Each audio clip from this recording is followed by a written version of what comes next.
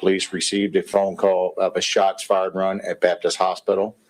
Some of the confusion that came about thereafter was due to the number of phone calls that came in. It was escalated actually to an active shooter.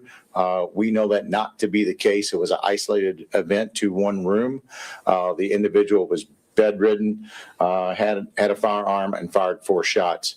Fortunately, we had enough resources there to call in our hostage negotiators, and with Louisville Metro Police SWAT team, we were able to de-escalate the situation, and that person gave the gun up, and that person was cited for wanton endangerment and criminal mischief. Was this in the emergency room? Was it in a regular hospital room? No, at this point, the patient was actually airlifted in and was a direct admit to the floor itself. That's why I think some of the confusion and how did a gun get into the hospital. Obviously, they're probably going to look at protocols now to see ways to avoid that on a direct admit. But, that's for the hospital to determine. And, we will assist in that any way we can. How long had that patient been at Baptist? That I'm not exactly sure. I don't think there was a lengthy stay. I believe it was just occurred at that point, had just been flown in, like I said, a direct admit from there. How did the gun go off? You said a gun went off, correct? She actually had the weapon with her, fired the weapon 4 times. As a nurse was entering a room, the first shot went off, and then 3 shots thereafter. Do you know if it was directed at the door, or was it into the roof? Or at this point, it doesn't appear that it was fired at anyone directly. It appears that some were fired out to the window and into the ceiling. Was she medicated, or what was her mental state when this all happened? That I'm not exactly sure. I'm not even sure, again, what the medical issues were. Again, with HIPAA issues, I'm not going to go down that path. But obviously, a patient in that room, isolated to that room, fired 4 shots, and we have taken action at this point, and they are evaluating her currently. How did LMPD get involved into this? I think and that's where the confusion was. I think that's where, when the phone call started coming in, it was escalated to an active shooter. Again, we knew it was, that's why we responded as we did, as to a trouble run, shots fired. It escalated that way. And of course, anytime you have that, whether it's in Louisville Metro or here, every officer that's in that area is going to respond. And they responded quickly, efficiently. I have to give them a lot of credit for showing up and giving us the resources that a smaller department like us, needs. So thanks to Louisville Metro Police and their SWAT team, we were able to use our negotiator to, like I said, de-escalate that situation. What did that negotiator do? How did they get the gun out of her hands and then taking her into custody? I think it really was just a matter of establishing rapport with her. And then talking her through it. Again, at this point, she decided to give the gun up and laid it off the side.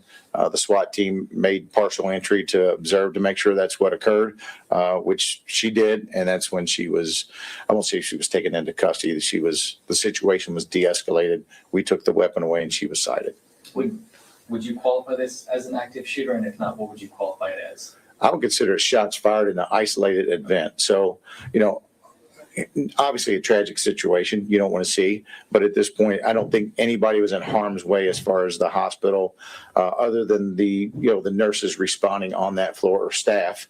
Again, it's a dangerous situation, but it wasn't the typical, when you think active shooter, someone moving about, the different hallways and firing shots. This was more of an isolated event, still a dangerous situation. So I'm not downplaying that, but it was not an aggressive shooter. And what's next? Is that specific room that she was in closed off? Is the floor closed off, or is it just, how does that work going forward? I think at this point, they closed that hallway down. They will resume normal operations after they remove that patient, and then we'll go back to normal operations on that floor. And she's still there?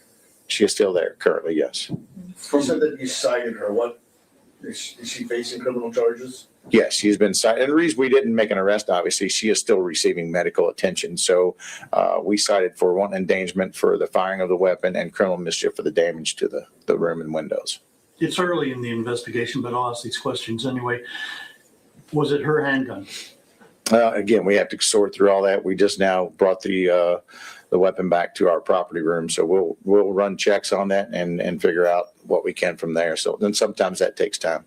Do you understand at this time whether she's a registered gun owner? Again, we haven't even had a chance to evaluate her because she's still in a medical condition. At that point was even sedated somewhat. So at this point, we can't even have contact with her to even interview her. So there will be a lot of unanswered questions until she's able to be interviewed. Where was she airlifted from? That I don't know. How long from when you all received the gun open, shots fired call to your negotiator get there and get the gun in your all's possession? How long was that? I believe it started we got the call around 5:37. So we're looking at about an hour time lapse by the time this all unfolded, maybe an hour and 10 minutes. Again, there was a lot of confusion. We made the scene safe quickly. So that was the utmost importance. And then from there, that's where we were able to de-escalate and get the weapon. Someone had mentioned something on social media that she might have a relative or someone that works in the hospital. Do you know of any like familial connections like that to anyone in that hospital? Again, we haven't spoken with enough people to figure that out yet. That may be the case. I don't know. Again, I'm not even sure that's relative, but we will determine some of those things later. Again, we haven't had the opportunity to even interview this individual. The number of shots, that was 4, It appears to be 4. and these were deliberately set off. It wasn't, I dropped the gun and it went off, and then it went off again. These were separate and deliberate shootings. Yes, they were separate, deliberate shots. I really know this is the question, but I think it's just interesting. Like, if I were to get in a car accident and I had a gun on me and I went to the hospital, y'all would just, or not you, but whoever would just transport me in the hospital with my gun in me, and it would just stay there until, how does that work? I would think, I guess it depends on how you're brought into the hospital, whether it's through the emergency department or a directed, admit in that situation. I'm sure they have protocols set up for that. If not, I'm sure they're going to, every policy is written for a reason. And, I'm sure they will look at this further, evaluate where they are. I was in a meeting with them earlier. Now they're already looking at these same issues. So obviously they want their hospitals to be safe as possible. I'm sure there's protocols set up. I am not privy to that information. But I'm sure there's certain things that, make things safer for the hospital. They're always looking for ways to make their hospitals safer. Did You you all trained for stuff like this. What kind of grade would you give your guys? Did they do what they were supposed to do? I think things went very well for a chaotic situation. It's kind of like herding cats. It's just one of those things where, you have to, especially when you have 2 different departments, the leadership has to get together. It's with any situation, and I don't care what it is, communication is key. Once the communication, like I said, from the chaos, from what kind of type of run it was, once we make communication, figured out exactly what we have, I think things went very well. It was just a matter of getting that initial communication between 2 different departments. And, there could be a situation where even sheriff's deputies show up. So, it's just a matter of coordinating that and getting a person who's in charge and making sure all that falls into place, which in this case, they did that. Somebody took charge. They met with the Louisville Metro Police Sergeant. They got that all worked out and everything fell into place from there. Did you mention she was partially sedated when the shooting happened No, that was afterwards. afterwards? Yes. And then do you know what the 6th floor at Baptist, what department I have that is? no idea. I just hope I'm never there. Chief, knowing that the woman faces criminal charges, when will we know her name, more about her name and age? I can get you that just directly after. Okay. Good. Thank you. Thank you. Thank you.